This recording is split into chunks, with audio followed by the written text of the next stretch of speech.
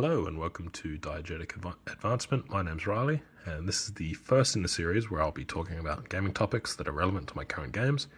Hopefully it'll serve as a usable reference for players, but also just generally be interesting. It's also the first in a 3-part mini-series of that series. Today I'll be talking about good and evil, with the next 2 parts being on alignment and evil creatures. You can't talk about alignment in D&D without talking about good and evil, so I wanted to cover it first before getting to alignment, which is really what I want to talk about. Notions of good and evil very quickly get added to alignment in D&D, maybe because Gary and myself don't view law and chaos as good and evil, and yet when players see these terms they sometimes assume that's what they mean, and rather than try and explain that, being explicit is probably easier, or we just see the alignment term differently, and I'll discuss that when I get there. However, for me, there is not a universal good or evil in the same way that there is a universal law and chaos. Good and evil only exist on a personal and community level. We personally and as a community or society decide what good and bad actions are. Ignoring the terribly complex and difficult nature of classifying actions into these groups, imagine a society of lions. They believe that the killing of antelope to be a good and virtuous thing, even going so far as to idolize their best killers. On the other hand, I've no doubt the antelope view this as a very evil act, and the lion's greatest heroes are the antelope's biggest villains. I will still use the terms though, because they do mean something, and are therefore useful. And I'll be taking a very simplistic, non-nuanced approach, because it is a game after all, and having sides makes sense.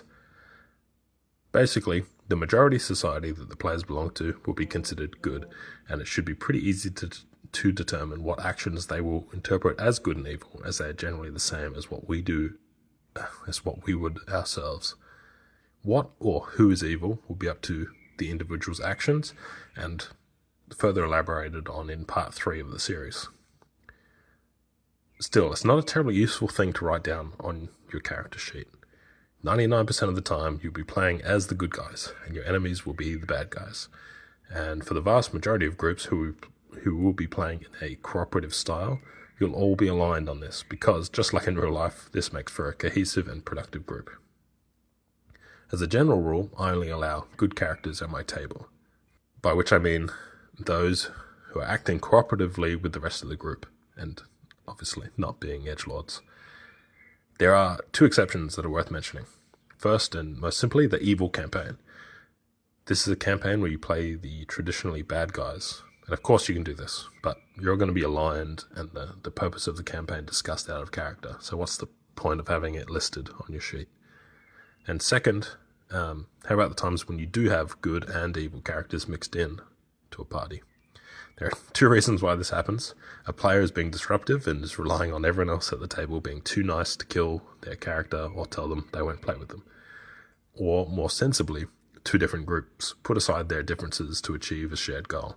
And this is fine, and so evil characters can be recruited to the party to achieve a single purpose, at which point they should leave again. In summary, good and evil are personal or community beliefs, not universal truths. I expect players to be aligned within a group on the side of good, and good meaning cooperating with the group, and good is the side of humanity, fighting against the side of evil, the enemies, except in the special cases I mentioned. The discussion on what is and isn't acceptable at the table or in the game, in and out of world, will be handled outside of character. Bye for now.